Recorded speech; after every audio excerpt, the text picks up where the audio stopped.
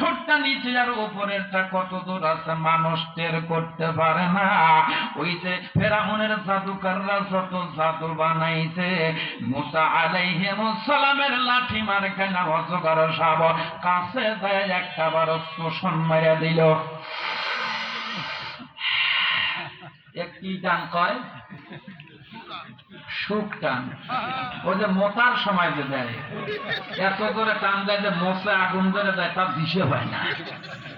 এত করে একটা চোষণ মেরেছে না, ফেরাউনের যত জাদু কররা যত জাদু বানাইল সব জাদু লাঠি মারে কেন অজগর সাপের ভিতরে ঢুকে গেল। এই অবস্থা দেখে মুসা আলাইহিস সালাম নিজে পায়ে পায়ে পিছনের দিকে যায়। আল্লাহ বলে মুসা কই যাও?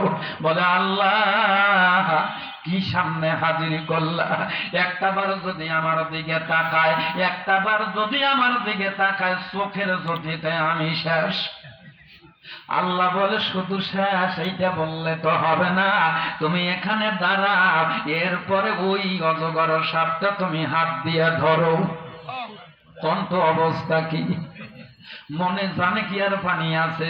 মুসা আলাইহিস সালাম ডাকতে বলে আল্লাহ এখানে আমার আব্বা নাই, আমার আম্মা নাই, আমার ভাই নাই, আমার বোন নাই, আমার গ্রামবাসী নাই, এখানে শুধু মাত্র আছো তুমি।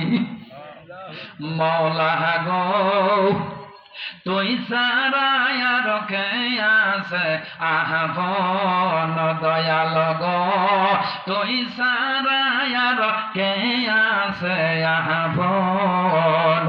ওরে তুই সারা আছে দুঃখের কথা, তুই সারা দুঃখের কথা কার কাছে করব বরণ। মাওলা গো তুই সারা আর কে আছে আহ্বান। সুবহানাল্লাহ সুবহানাল্লাহ। আল্লাহ বলে মুসারে তুমি হাত দিয়া ধরো। আস্তে করে যায় আর থরথরায়া কাঁপে। আস্তে করে অজগর সাপের গায়ে যখন হাত দিল সঙ্গে সঙ্গে হাতে তার লাঠি হয়ে গেল। ও মুসলমান লম্বা নয়, ঈসা আলাইহিস সালামকে আল্লাহ মুজিজা দান করলেন। রাত কানা দিন কানা কুষ্ঠ রোগী ধবল রোগে 1000 বছরের মানুষ মারা গেছে, ওনার কবরে যায় বলতেন কুম্বে ইজনিল্লাহ।